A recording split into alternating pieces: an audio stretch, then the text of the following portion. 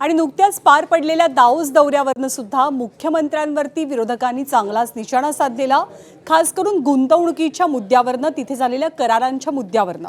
पण या सगळ्या मुद्द्यांना, या सगळ्या आक्षेपांना, आरोपांना मुख्यमंत्र्यांनी सडेतोड उत्तर दिलंय.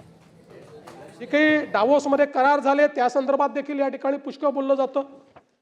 अनेक वेळा तर हे सांगितलं होतं की तिथे जाऊन करार का करता, इथेच का करार करत नाही.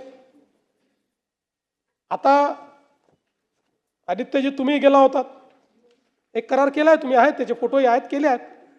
नाही चूक नाही आहे. अरे बाबा तुम्ही का, why are you defensive, you are absolutely right doing that. हां येस, पुढच्या वेळेस घेऊन जातो, माझी अडचण नाही, मी घेऊन जातो.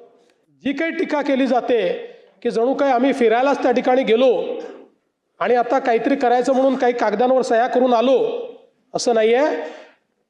Davos is a very serious business आणि तो सिरियस बिझनेस करून आम्ही त्या ठिकाणून येतो.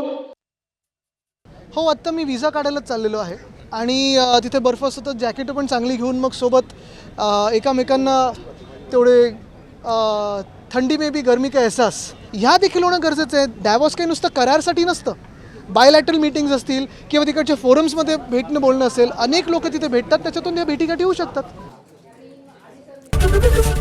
एबीपी माझा, उघडा डोळे बघा नीट.